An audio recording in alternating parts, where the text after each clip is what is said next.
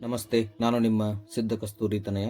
ಇವತ್ತು ಇಲಾಖೆಯವರು ಬಿಟ್ಟಂತಹ ದ್ವಿತೀಯ PUC ವ್ಯವಹಾರ ಅಧ್ಯಯನದ ಮಾದರಿ ಪ್ರಶ್ನೆ ಪತ್ರಿಕೆ 3 ನೋಡೋಣ. ಮೊದಲಿಗೆ ಬಹು ಆಯ್ಕೆ ಪ್ರಶ್ನೆಗಳು. ಈ ಕೆಳಗಿನ ಯಾವುದು ಕಾರ್ಯವನ್ನು ಸರಿಯಾಗಿ ಮತ್ತು ಕನಿಷ್ಠ ವೆಚ್ಚದೊಂದಿಗೆ ಅಂತಂದಾಗ ದಕ್ಷತೆ ಅಂತ ಬರ್ತೈತೆ. ಪರಿಣಾಮಕಾರಿತ್ವ ಅಂತಂದ್ರೆ ಮೂಲತಃ ಕೊಟ್ಟಿರುವ ಕೆಲಸವನ್ನ ಮುಗಿಸುವುದು. ಇನ್ನೊಂದು, ಯಾವ ನಿರ್ವಹಣೆ ತತ್ವವು ನಾನು ಎಂಬುದರ ಬದಲಿಗೆ ನಾವು ಎಂದು ಸಂಬೋಧಿಸುತ್ತದೆ. ನಾನು ಅನ್ನೋದು ಬಿಟ್ಟು ನಾವು ಅಂತ ಅನ್ಬೇಕು. ಅದಕ್ಕೆ ನಾವೇನಂತೀವಿ ಸಂಘ ಭಾವನೆ ಅನ್ನುವಂಥದ್ದು. ಇನ್ನೊಂದು, ಸ್ಥಾಯಿ ಯೋಜನೆಯು ಡ್ಯಾಶ್ ವನ್ನು ಒಳಗೊಂಡಿದೆ. ಸ್ಥಾಯಿ ಯೋಜನೆ ಯಾವತ್ತು ನೀತಿಗಳು, ನಿಯಮಗಳು ಹಿಂಗ ಒಳಗೊಂಡಿರುತ್ತೆ. ಇನ್ನೊಂದು, ಸಂಘಟನೆಯ ಯಾವ ಹಂತವು ಯಾವ ಕಾರ್ಯವನ್ನು ಯಾರ ಮಾಡಬೇಕೆಂದು ವಿವರಿಸುತ್ತದೆ. ಅಂದ್ರೆ ಕರ್ತವ್ಯಗಳ ನಿಯೋಜನೆ ಅಂತ ನಾವು ಕರಿತೀವಿ. ಇವು ಸಂಘಟಿಸುವಿಕೆಯ ಪ್ರಕ್ರಿಯೆಗಳು. ಇನ್ನೊಂದು, ಆಭರಣವು ಡ್ಯಾಶ್ಗೆ ಉದಾಹರಣೆಯಾಗಿದೆ. ಆಭರಣವು ಅಂತಂದ್ರೆ ಖರೀದಿ ಪ್ರಧಾನ ಉತ್ಪನ್ನ. ಯಾಕಂದ್ರೆ ಖರೀದಿಯನ್ನು ಮಾಡಕ್ಕಂತೇಳಿ ಹೋಗ್ತೇವೆ. ಏನು ಡಿಸೈನ್ ಅನ್ನು ನೋಡೋದಾಗ್ಲಿ, ಅದನ್ನ ಅಧ್ಯಯನ ಮಾಡೋದಾಗ್ಲಿ, ಅದ್ರ ಬಗ್ಗೆ ತಿಳ್ಕೊಂಡು ಹೋಗ್ತೇವೆ. ಇನ್ನೊಂದು, ಬಿಟ್ಟ ಸ್ಥಳಗಳನ್ನ ನೋಡೋಣ. ಮೊದಲನೇದು, ಗ್ಯಾಂಗ್ ಪ್ಲಾಂಕ್ ನು ಡ್ಯಾಶ್ ಸಂದರ್ಭದಲ್ಲಿ ಬಳಸಲಾಗುತ್ತದೆ. ಯಾವ ಸಂದರ್ಭದಲ್ಲಿ? ತುರ್ತು ಸಂದರ್ಭದಲ್ಲಿ ಅದನ್ನ ನಾವು ಬಳಸ್ತೀವಿ. ಇನ್ನೊಂದು, ಏನು ಮಾಡಬೇಕು ಮತ್ತು ಹೇಗೆ ಮಾಡಬೇಕು ಎಂಬುದನ್ನ ಪೂರ್ವಭಾವಿಯಾಗಿ ನಿರ್ಧರಿಸುವುದಾಗಿದೆ. ಯಾವುದು? ಯೋಜಿಸುವಿಕೆ, ನಿರ್ವಹಣೆಯ ಪ್ರಾಥಮಿಕ ಕಾರ್ಯ, ಮೊದಲನೇ ಕಾರ್ಯ. ಹಿಂಗಾಗಿ ಯೋಜಿಸುವಿಕೆಯನ್ನ ಮಾಡ್ತೇವೆ. ಇನ್ನೊಂದು, ಡ್ಯಾಶ್ ನಿರ್ದೇಶನದ ಒಂದು ಮೂಲಾಂಶವಾಗಿದೆ ಅಂತಂದ್ರೆ ಮೇಲ್ವಿಚಾರಣೆ. ನಿರ್ದೇಶಿಸುವಿಕೆ ಒಳಗ 4 ಮೂಲಾಂಶಗಳು. ಅದರೊಳಗ ಮೇಲ್ವಿಚಾರಣೆ, ನಾಯಕತ್ವ, ಸಂವಹನ, ಪ್ರೇರೇಪಣೆ ಅನ್ನೋದು. ಇನ್ನೊಂದು, ಡ್ಯಾಶ್ ಎಂದರೆ ಮಾಲೀಕರ ನಿಧಿ ಮತ್ತು ಎರವಲು ನಿಧಿಗಳ ಮಿಶ್ರಣವಾಗಿದೆ. ಅಂದ್ರೆ ಬಂಡವಾಳ ರಚನೆ ಅಂತ ನಾವು ಅದನ್ನ ಕರಿತೀವಿ. ಇನ್ನೊಂದು, ಪ್ರಚಾರವು ಡ್ಯಾಶ್ ರೂಪದ ಸಂವಹನವಾಗಿದೆ. ವೈಯಕ್ತಿಕವಲ್ಲದ ರೂಪದ ಸಂವಹನ ಅಂತ ನಾವು ಅದನ್ನ ಕರಿತೀವಿ. ಇನ್ನೊಂದು, ಹೊಂದಿಸಿ ಬರೆಯನ್ನು ನೋಡೋಣ. ಒಂದನೇದ್ದು, ಉಪಭೋಗದ ಹವ್ಯಾಸಗಳು. ಅಂದ್ರ ಇದು ಸಾಮಾಜಿಕ ಪರಿಸರ. ಉಪಭೋಗದ ಹವ್ಯಾಸಗಳು. ಪ್ರತಿ ನಿಯೋಜನೆಯ ಮೂಲಾಂಶಗಳು 3: ಅಧಿಕಾರ, ಜವಾಬ್ದಾರಿ, ಉತ್ತರದಾಯಿತ್ವ ಅಂತ ಹೇಳಿ ಇಲ್ಲಿ ಉತ್ತರದಾಯಿತ್ವವನ್ನ ಹಾಕೋಣ. ಇನ್ನೊಂದು, ಕಾರ್ಯೇತರ ತರಬೇತಿ ವಿಧಾನ. ಇದು ಚಲನಚಿತ್ರ ಅಂತ ಆಗ್ತದೆ. ಇಲ್ಲೈತಲ್ಲ, ಇದು ಕಾರ್ಯನಿರತ ತರಬೇತಿ ವಿಧಾನ. ಇದು ಕಾರ್ಯೇತರ ತರಬೇತಿ ವಿಧಾನ. ಇನ್ನೊಂದು, ನಿಯಂತ್ರಿಸುವಿಕೆ ಅಂತಂದ್ರೆ ಇದು ನಿರ್ವಹಣೆಯ ಕೊನೆಯ ಕಾರ್ಯ. ಹಿಂಗಾಗಿ ನಿಯಂತ್ರಿಸುವಿಕೆ. ಲಕ್ಕಿ ಡ್ರಾ ಅಂತಂದ್ರೆ ಇವು ಮಾರಾಟ ಪ್ರವರ್ತನೆಯ ವಿಧಗಳು. ಲಕ್ಕಿ ಡ್ರಾ, ಸೋಡಿ ನೀಡುವುದು, ಪ್ರಮಾಣ ಉಡುಗೊರೆ, ಇವೆಲ್ಲ. 1 ಅಂಕದ ಪ್ರಶ್ನೆಗಳನ್ನು ನೋಡೋಣ. ನಿರ್ವಹಣೆಯ ಯಾವುದಾದರೂ ಒಂದು ಸಾಮಾಜಿಕ ಉದ್ದೇಶ ಅಂದ್ರೆ ಉದ್ಯೋಗ ಅವಕಾಶಗಳನ್ನು ನೀಡುವುದು, ಪರಿಸರ ಸ್ನೇಹಿ ಉತ್ಪನ್ನಗಳನ್ನ ಉತ್ಪಾದನಾ ಮಾಡುವಂತ ವಿಧಾನಗಳನ್ನ ಕಂಡುಹಿಡಿಯುವುದು. ಇನ್ನೊಂದು, ಸಿಬ್ಬಂದಿ ನಿರ್ವಹಣೆ ಪ್ರಕ್ರಿಯೆಯಲ್ಲಿ ಮೊದಲ ಹಂತ ಅಂತಂದ್ರೆ ಮಾನವ ಶಕ್ತಿಯ ಅಗತ್ಯತೆಗಳನ್ನ ಅಂದಾಜು ಮಾಡುವುದು ಅಂತ ಬರ್ತದೆ. ಇನ್ನೊಂದು, ಪ್ರೇರಕ ಅಂತಂದ್ರೆ ಏನು?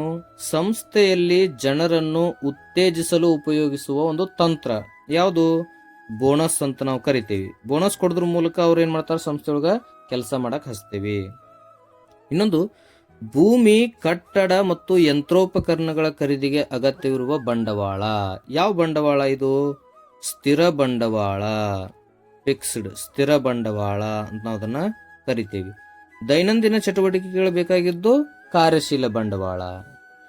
ಇನ್ನೊಂದು, ಗ್ರಾಹಕರ ಕುಂದುಕೊರತೆಗಳ ಪರಿಹಾರಕ್ಕಾಗಿ ಗ್ರಾಹಕ ರಕ್ಷಣಾ ಕಾಯ್ದೆಯಡಿಯಲ್ಲಿ ಸ್ಥಾಪಿತವಾದ ಯಾವುದಾದ್ರೂ ಒಂದು ಸಂಸ್ಥೆ ಅಂತಂದ್ರೆ ಜಿಲ್ಲಾ ವೇದಿಕೆ, ರಾಜ್ಯ ಆಯೋಗ, ಇನ್ನೊಂದು ರಾಷ್ಟ್ರೀಯ ಆಯೋಗ. ಸೊ ಹಿಂಗ 3 ಸಂಸ್ಥೆಗಳು ಬರ್ತಾವೆ. 2 ಅಂಕದ ಪ್ರಶ್ನೆಗಳನ್ನು ನೋಡೋಣ. ಇಲ್ಲಿ ಉನ್ನತ ಹಂತದ ನಿರ್ವಹಣೆಗೆ ಯಾವುದಾದ್ರೂ 2 ಉದಾಹರಣೆಗಳು. ಉನ್ನತ ಹಂತ ಅಂತಂದ್ರೆ ಅಧ್ಯಕ್ಷ, ಮುಖ್ಯ ಹಣಕಾಸು ಅಧಿಕಾರಿ, ಈ ರೀತಿ ಬರ್ತಾರೆ. ಇನ್ನೊಂದು ಹೆನ್ರಿ ಪವೆಲ್ ಅವರ ಪ್ರಕಾರ ಕ್ರಮ ಅಂತಂದ್ರೆ ಏನು ಅಂದ್ರೆ ಪ್ರತಿಯೊಂದು ವಸ್ತುವಿಗೂ ಒಂದು ಸ್ಥಳವಿರಬೇಕು, ಅದು ಅದರ ಸ್ಥಳದಲ್ಲಿಯೇ ಇರಬೇಕು, ಅಂದ್ರೆ ಅದನ್ನ ಕ್ರಮವಾಗಿ ಇಡಬೇಕು ಅನ್ನುವಂಥದ್ದು. ಇನ್ನೊಂದು ಯೋಜಿಸುವಿಕೆಯ 2 ಲಕ್ಷಣಗಳನ್ನ ನಾವು ನೋಡೋಣ.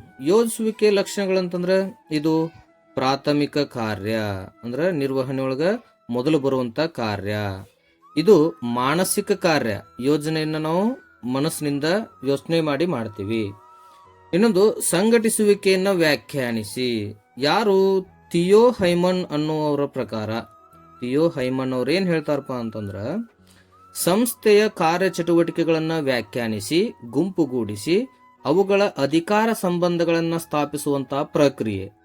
ನಾವು ಅರ್ಥ ಬರೀರಿ ಅಂತಂದಾಗ ಭೌತಿಕ, ಮಾನವ ಮತ್ತು ಆರ್ಥಿಕ ಸಂಪನ್ಮೂಲಗಳನ್ನ ಒಗ್ಗೂಡಿಸುವಂತ ಪ್ರಕ್ರಿಯೆ ಅಂದ್ರೂ ನಡೀತೈತಿ. ಇನ್ನ ತರಬೇತಿ ಮತ್ತು ಅಭಿವೃದ್ಧಿ ನಡುವಿನ ವ್ಯತ್ಯಾಸ ಅಂತ ಕೇಳ್ಯಾರ. ತರಬೇತಿ ಏನ್ ಮಾಡ್ತೈತಿ? ಉದ್ಯೋಗಿಗಳ ಕೌಶಲ್ಯ ಮತ್ತು ಸಾಮರ್ಥ್ಯವನ್ನ ಹೆಚ್ಚಿಸ್ತೈತಿ. ಇದು ಅಭಿವೃದ್ಧಿ ಏನ್ ಮಾಡ್ತೈತಿ? ಬೆಳವಣಿಗೆಗೆ ಬೇಕಾಗಂತ ಕಲಿಕಾ ಅವಕಾಶಗಳನ್ನ ಸೃಷ್ಟಿ ಮಾಡ್ತೈತಿ. ಇದು ತರಬೇತಿ ಜ್ಞಾನದ ಅನ್ವಯಿಸುವಿಕೆಯ ಪ್ರಕ್ರಿಯೆ. ಇದು ಬೆಳವಣಿಗೆಯನ್ನು ಸುಧಾರಣೆ ಮಾಡುವಂತ ಒಂದು ಪ್ರಕ್ರಿಯೆ ಅಂತ ಹೇಳ್ಬೋದು. ಇನ್ನೊಂದು ನಾಯಕತ್ವದ 2 ಶೈಲಿಗಳು, ನಿರಂಕುಶ ಅಥವಾ ಸರ್ವಾಧಿಕಾರಿ ಅಥವಾ ಮುಕ್ತ ನೀತಿವಾದಿ. ಹೌದಾ? ಮುಕ್ತ ನೀತಿವಾದಿ. ಇನ್ನು ಪ್ರಜಾಪ್ರಭುತ್ವವಾದಿ. ಹೌದಾ? ಸೊ ಈ ರೀತಿ ಒಂದಿಷ್ಟು ಶೈಲಿಗಳನ್ನ ಹೇಳ್ಬೋದು. ಇನ್ನೊಂದು ನಿಯಂತ್ರಿಸುವಿಕೆ 2 ಮಿತಿಗಳನ್ನ ನಾವು ಹೇಳಿದಾಗ ನೌಕರರ ವಿರೋಧ ಅಂತ ನಾವು ಹೇಳ್ತೇವೆ. ಇನ್ನೊಂದು ವೆಚ್ಚದಾಯಕ ಕಾರ್ಯ ಅಂತ ಹೇಳ್ತೇವೆ. ಹಣಕಾಸಿನ ಯೋಜಿಸುವಿಕೆಯ ಅವಳಿ ಉದ್ದೇಶಗಳು 2 ಉದ್ದೇಶಗಳು. ಇದು ಇಂಪಾರ್ಟೆಂಟ್ ಕ್ವಶನ್. ಏನು? ಅಗತ್ಯವಿದ್ದಾಗ ನಿಧಿಯ ಲಭ್ಯತೆಯನ್ನ ಖಾತರಿಪಡಿಸುವುದು. 2ನೇದು ಸಂಸ್ಥೆಯು ಅನವಶ್ಯಕ ಸಂಪನ್ಮೂಲಗಳನ್ನ ಸಂಗ್ರಹಿಸಬಾರದು ಅಂತ ಆಯ್ತು. ಇನ್ನೊಂದು ಸಂವೇಷ್ಟಿಸುವಿಕೆ ಯಾವುದಾದ್ರೂ 2 ಹಂತಗಳು, 3 ಹಂತಗಳದಾವು. ಪ್ರಾಥಮಿಕ, ದ್ವಿತೀಯಕ, ತೃತೀಯಕ ಸಂವೇಷ್ಟಿಗಳು ಅಂತೇಳಿ ಯಾವ್ದಾದ್ರು 2 ಬರಿಬಹುದು. ಇನ್ನೊಂದು ಗ್ರಾಹಕರು ಸರಕು ಸೇವೆಗಳನ್ನ ಖರೀದಿಸುವಾಗ, ಬಳಸುವಾಗ, ಅನುಭೋಗಿಸುವಾಗ ಹೊಂದಿರಬೇಕಾದ 2 ಹೊಣೆಗಾರಿಕೆಗಳು. 2 ಅಂತಂದಾಗ ISI ಹೊಂದಿರುವಂತಹ ಮುದ್ರೆಗಳನ್ನು ಹೊಂದಿರುವಂತಹ ವಸ್ತುಗಳನ್ನ ಖರೀದಿ ಮಾಡಬೇಕು. ಇನ್ನೊಂದು ಕ್ಯಾಶ್ ಮೆಮೋನ್ನ ತರುವುದು ಮರಿಬಾರದು. ಸೂಚನೆಗಳನ್ನ ಪಾಲಿಸಬೇಕು. ಈ ರೀತಿ ಬರೀಬೇಕು. 4 ಅಂಕದ ಪ್ರಶ್ನೆಗಳನ್ನ ನೋಡೋಣ. FW ಟೇಲರ್ ಅವರ ತತ್ವಗಳಂತಂದ್ರೆ 4. ವಿಜ್ಞಾನ ಹೆಬ್ಬೆರಳು ನಿಯಮವಲ್ಲ, ಸಾಮರಸ್ಯ ವಿರೋಧವಲ್ಲ, ಸಹಕಾರ ಪ್ರತ್ಯೇಕತಾವಾದವಲ್ಲ. 4ನೇದು ಪ್ರತಿಯೊಬ್ಬ ವ್ಯಕ್ತಿಯ ಅತ್ಯುನ್ನತ ದಕ್ಷತೆ ಮತ್ತು ಅಭ್ಯುದಯಗಳತ್ತವನ್ನ ಅಭಿವೃದ್ಧಿ ಮಾಡುವುದು ಅಂತ ಆಯ್ತು. ಇನ್ನೊಂದು ವ್ಯವಹಾರ ಪರಿಸರದ 4 ಲಕ್ಷಣಗಳು. ಹೆಂಗೈತಿ ಪರಿಸರ? ಸಿಂಪಲ್ ಆಗಿ ಒಂದೊಂದು ಅಕ್ಷರ ಹೇಳ್ಬೇಕಂದ್ರೆ ಚಲನಶೀಲವಾಗಿದೆ, ಸಾಪೇಕ್ಷಿತವಾಗಿದೆ, ಸಂಕೀರ್ಣತೆಯಿಂದ ಕೂಡಿದೆ, ಅನಿಶ್ಚಿತತೆಯನ್ನು ಒಳಗೊಂಡಿದೆ. ಸೊ ಹಿಂಗ ಒಂದೊಂದು ಅಕ್ಷರದೊಳಗೆ 4 ಸಿಂಪಲ್ ಆಗಿ ನೆನ್ಪಿಟ್ಕೊಳ್ರಿ. ವ್ಯವಹಾರ ಸಂಸ್ಥೆಯ ಯಶಸ್ಸಿನ ಮೇಲೆ ಪ್ರಭಾವ ಬೀರುವ ವ್ಯವಹಾರ ಪರಿಸರದ ಮೂಲಾಂಶಗಳು, ಆಯಾಮಗಳು ಅಂತಂದ್ರ ಚಿತ್ರ ತೆಗೆದ ಅದನ್ನೇನ್ ಮಾಡ್ಬೇಕು? 5 ಭಾಗಗಳನ್ನಾಗಿ ಮಾಡಿ 5 ಗುರುತಿಸ್ಬೇಕು. ಯಾವುದು? ಆರ್ಥಿಕ, ಸಾಮಾಜಿಕ, ರಾಜಕೀಯ, ಕಾನೂನಾತ್ಮಕ, ತಾಂತ್ರಿಕ ಪರಿಸರ. ಹಿಂಗ 5 ಗುರುತ ಮಾಡಬೇಕು. ಯೋಜಿಸುವಿಕೆ ಪ್ರಕ್ರಿಯೆಯಲ್ಲಿನ ಮೊದಲ 4 ಹಂತಗಳು ಏನು? ಉದ್ದೇಶಗಳನ್ನ ಸ್ಥಾಪನೆ ಮಾಡುವುದು, ಊಹೆ ಮತ್ತು ಕಲ್ಪನೆಗಳನ್ನ ಅಭಿವೃದ್ಧಿಪಡಿಸುವುದು, ಪರ್ಯಾಯ ಕಾರ್ಯಮಾರ್ಗಗಳನ್ನ ಗುರುತಿಸುವುದು, ಪರ್ಯಾಯ ಕಾರ್ಯಮಾರ್ಗಗಳನ್ನ ಮೌಲ್ಯೀಕರಿಸುವುದು, ಆಯ್ಕೆ ಮಾಡುವುದು, ಯೋಜನೆಯನ್ನ ಜಾರಿಗೊಳಿಸುವುದು. ಹಿಂಗ ಇನ್ನೊಂದು ಮಾನವ ಸಂಪನ್ಮೂಲ ವ್ಯವಸ್ಥಾಪಕರಾಗಿ ನೀವು ಕಂಪನಿಯಲ್ಲಿ ಸಂಭಾವ್ಯ ಉದ್ಯೋಗಿಗಳನ್ನ ಆಯ್ಕೆ ಮಾಡುವಾಗ ಬಳಸುವ 4 ಪರೀಕ್ಷೆಗಳು: ಬುದ್ಧಿವಂತಿಕೆ ಪರೀಕ್ಷೆ, ಯೋಗ್ಯತಾ ಪರೀಕ್ಷೆ, ವ್ಯಕ್ತಿತ್ವ ಪರೀಕ್ಷೆ, ವೃತ್ತಿ ಪರೀಕ್ಷೆ ಅಂತ ನಾವು ಬರಿತೀವಿ. ಇನ್ನೊಂದು ನಿಯಂತ್ರಿಸುವಿಕೆ ಯಾವುದಾದ್ರೂ 4 ಪ್ರಾಮುಖ್ಯತೆಗಳು. ನಿಯಂತ್ರಿಸುವಿಕೆ ಮಾಡೋದ್ರಿಂದ ನಮ್ಗೆ ಏನ್ ಸಹಾಯ ಆಕತಿ? ಗುರಿಗಳನ್ನ ಸಾಧಿಸಕ ಸಹಾಯ ಆಕತಿ, ಶಿಷ್ಟಗಳ ನಿಖರತೆಯನ್ನು ಕಂಡುಹಿಡಿಯಕ ಸಹಾಯ ಆಕತಿ, ಸಂಪನ್ಮೂಲಗಳ ಸಮರ್ಥವಾದ ಬಳಕೆ ಮಾಡಕ್ ಸಾಧ್ಯ ಆಕತಿ, ಉದ್ಯೋಗಿಯ ಪ್ರೇರೇಪಣೆ ಮಾಡಕ ಸಾಧ್ಯ ಆಕತಿ ಅಂತ ಹೇಳ್ಬೋದು.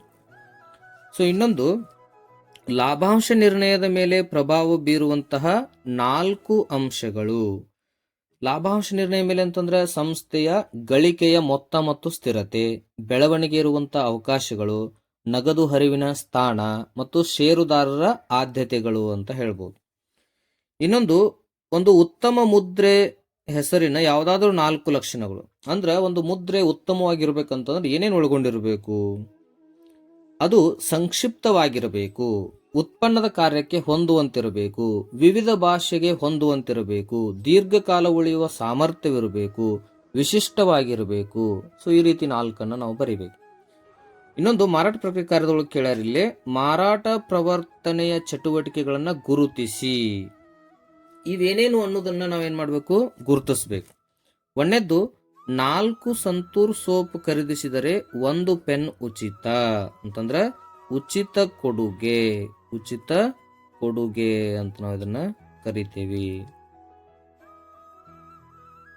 ಇನ್ನೊಂದು, 3,000 ಮೌಲ್ಯದ ವಸ್ತುಗಳನ್ನ ಖರೀದಿಸಿ ಮತ್ತು ರೂಪಾಯಿ 3,000 ಮೌಲ್ಯದ ರಜಾ ದಿನದ ಪ್ಯಾಕೇಜ್ ಅನ್ನ ಉಚಿತವಾಗಿ ಪಡೆಯಿರಿ. ಅಂದ್ರೆ 3,000 ನಾವು ವಸ್ತುಗಳನ್ನ ಖರೀದಿಸಿ ಅಂದ್ರೆ ನಮ್ 3,000 ಪ್ಯಾಕೇಜ್ ಅನ್ನ ಕೊಡ್ತಾರ.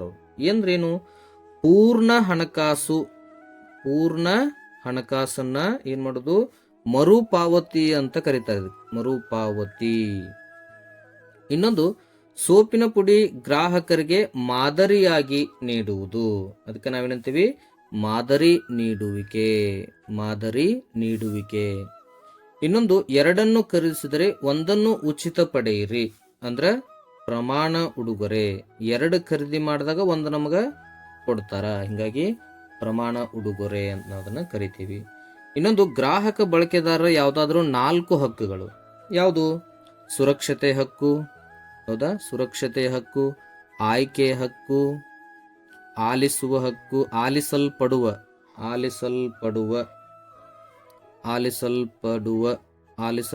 ಹಕ್ಕು. ನೆಕ್ಸ್ಟ್, ಪರಿಹಾರ ಪಡೆಯುವ ಹಕ್ಕು, ಗ್ರಾಹಕ ಶಿಕ್ಷಣದ ಹಕ್ಕು. ಸೊ ಈ ರೀತಿ ನಾವೇನ್ ಮಾಡ್ಬೋದು? ಹೇಳ್ಬೋದು. ಇನ್ನ 8 ಅಂಕದ ಪ್ರಶ್ನೆಗಳನ್ನ ನೋಡೋಣ. ಅದರಲ್ಲಿ ಮೊದಲನೇದ್ದು, ಸಮನ್ವಯತೆ ಎಂದರೇನು? ಸಮನ್ವಯತೆ ಗುಣಲಕ್ಷಣಗಳು. ಸಮನ್ವಯತೆ ಅಂತಂದಾಗ ನಮ್ಗ ಗುಂಪು ಪರಿಶ್ರಮವನ್ನು ಸಂಯೋಜಿಸುತ್ತದೆ, ಕ್ರಿಯೆಗೆ ಏಕತೆಯನ್ನು ಖಚಿತಗೊಳಿಸುತ್ತದೆ, ನಿರಂತರವಾದ ಪ್ರಕ್ರಿಯೆ, ಸರ್ವವ್ಯಾಪಕವಾದ ಪ್ರಕ್ರಿಯೆ, ಎಲ್ಲ ವ್ಯವಸ್ಥಾಪಕ ಜವಾಬ್ದಾರಿಯಾಗಿದೆ, ಉದ್ದೇಶಪೂರ್ವಕವಾದ ಕಾರ್ಯವಾಗಿದೆ ಅಂತ ಹೇಳ್ಬೋದು.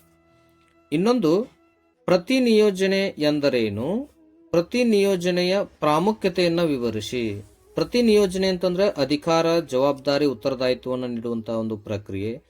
ಪ್ರಾಮುಖ್ಯತೆಗಳಂತಂದಾಗ ಪರಿಣಾಮಕಾರಿ ನಿರ್ವಹಣೆ ಮಾಡಬಹುದು, ಉದ್ಯೋಗಿ ಅಭಿವೃದ್ಧಿ ಮಾಡಬಹುದು, ನೌಕರರ ಪ್ರೇರೇಪಣೆ ಮಾಡಬಹುದು, ನಿರ್ವಹಣಾ ವರ್ಗ ಶ್ರೇಣಿಗೆ ಆಧಾರ ಆಗ್ತತಿ, ಬೆಳವಣಿಗೆಯನ್ನು ಸುಗಮಗೊಳಿಸ್ತತಿ ಮತ್ತು ಉತ್ತಮ ಸಮನ್ವಯತೆಯನ್ನ ಸಾಧಿಸಬಹುದು. ಇನ್ನೊಂದು, ನೇಮಕಾತಿಯ ಯಾವುದಾದರೂ 8 ಬಾಹ್ಯ ಮೂಲಗಳು. ನೇಮಕಾತಿಯನ್ನ ಮಾಡಬೇಕಾದಾಗ ನಾವೇನ್ತೀವಿ? ನೇರ ನೇಮಕಾತಿ, ಜಾಹೀರಾತ್ ಮೂಲಕ, ನೇರ ಅರ್ಜಿ ಸ್ವೀಕೃತಿಗಳು, ಉದ್ಯೋಗ ವಿನಿಮಯ ಕೇಂದ್ರಗಳು, ನಿಯೋಜನಾ ಸಂಸ್ಥೆಗಳು, ಆವರಣ ನೇಮಕಾತಿ, ದೂರದರ್ಶನ, ಉದ್ಯೋಗಿ ಶಿಫಾರಸುಗಳಿಂದ, ಜಾಲತಾಣ ಪ್ರಕಟಣೆಗಳಿಂದ, ಕಾರ್ಮಿಕ ಗುತ್ತಿಗೆದಾರರಿಂದ ನಾವೇನ್ ಮಾಡಬಹುದು? ನೇಮಕಾತಿಯನ್ನ ಮಾಡಬಹುದು. ಇನ್ನೊಂದು, ಸಂವಹನದ ಪರಿಣಾಮಕಾರಿತ್ವ ಅಥವಾ ಸಂವಹನಕ್ಕೆ ಅಡಚಣೆಗಳು, ಪರಿಣಾಮಕಾರಿ ಸಂವಹನಕ್ಕೆ ಅಡಚಣೆಗಳು. ಈ ರೀತಿ ಪ್ರಶ್ನೆಗಳನ್ನ ಕೇಳಿದಾಗ ಸಂವಹನದ ಪರಿಣಾಮಕಾರಿತ್ವ ಅಂತ ಬರ್ತೈತಿ. ಅಂದ್ರೆ ಏನಿಲ್ಲಿ ಏನ್ ತೊಂದರೆ ಆಕತಿ? ಸಂವಹನದ ಪರಿಣಾಮಕಾರಿತ್ವ ಅಂತಂದ್ರ ಸಂವಹನ ಮಾಡೋಕ್ಕಿಂತ ಮೊದಲ ನಾವು ಕಲ್ಪನೆಗಳನ್ನ ಸ್ಪಷ್ಟೀಕರಿಸಬೇಕು. ಸ್ವೀಕರ್ತನ ಅಗತ್ಯತೆ ತಕ್ಕಂತೆ ನಾವು ಸಂವಹನ ಮಾಡಬೇಕು. ಇತರರೊಂದಿಗೆ ಸಮಾಲೋಚಿಸಿ ಸಂವಹನ ಮಾಡಬೇಕು. ಸಂದೇಶದ ಭಾಷೆ, ಧ್ವನಿ, ಅದ್ರ ಮೇಲೆ ನಮ್ಗೆ ಎಚ್ಚರ ಇರಬೇಕು. ಕೇಳುಗರಿಗೆ ಸಹಾಯ ಆಗುವುದು ಅಂದ್ರೆ ಮೌಲ್ಯ ವಿಷಯಗಳನ್ನ ತಿಳಿಸ್ಬೇಕು. ಸಮರ್ಪಕ ಹಿಮ್ಮಾಯಿತಿ, ಫೀಡ್ಬ್ಯಾಕ್ ಅನ್ನ ನಾವು ತಗೋಬೇಕು. ವರ್ತಮಾನ ಮತ್ತು ಭವಿಷ್ಯಕ್ಕಾಗಿ, ಪ್ರೆಸೆಂಟ್ ಅಂಡ್ ಫ್ಯೂಚರ್ ನಾವು ಸಂವಹನ ಮಾಡಬೇಕು. ಸಂವಹನಗಳ ನಿಯಮಗಳನ್ನ ಅನುಪಾಲನೆ ಮಾಡಬೇಕು ಮತ್ತು ಒಳ್ಳೆಯ ಕೇಳುಗರಾಗಬೇಕು ಅಂತ ಹೇಳ್ತೇವೆ. ಇನ್ನೊಂದು, ಮಾರಾಟ ಪ್ರಕ್ರಿಯೆಯ ಯಾವುದಾದ್ರೂ 8 ಕಾರ್ಯಗಳು, 10 ಕಾರ್ಯಗಳದಾವು, 12 ಕಾರ್ಯಗಳದಾವು. ಅದರೊಳಗೆ ಒಂದು 8 ನೋಡೋಣ. ಒಂದನೇದ್ದು ಮಾರುಕಟ್ಟೆ ಮಾಹಿತಿ ಸಂಗ್ರಹಣೆ ಮತ್ತು ವಿಶ್ಲೇಷಣೆ, ಮಾರಾಟ ಪ್ರಕ್ರಿಯೆ ಯೋಜಿಸುವುದು, ವಸ್ತು ವಿನ್ಯಾಸಗೊಳಿಸುವುದು, ಉತ್ಪಾದನೆ ಮಾಡುವುದು. ಇನ್ನು ಸಂವೇಷ್ಟಿಸುವಿಕೆ, ಬೆಲೆ ನಿಗದಿ, ಗುರುತು ಪಟ್ಟಿ ಹಚ್ಚುವಿಕೆ, ಸಾರಿಗೆ ಮತ್ತು ಸಂಗ್ರಹ, ಭೌತಿಕ ವಿತರಣೆ, ಪ್ರವರ್ತನೆ, ಮಾರಾಟದ ನಂತರ ಸೇವೆಗಳು, ಗ್ರಾಹಕ ನೆರವಿನ ಸೇವೆಗಳು, ಈ ರೀತಿ ಕಾರ್ಯಗಳು ಬರ್ತಾವೆ. ಎಲ್ಲರಿಗೂ ಧನ್ಯವಾದಗಳು. ಹರೇ ಕೃಷ್ಣ.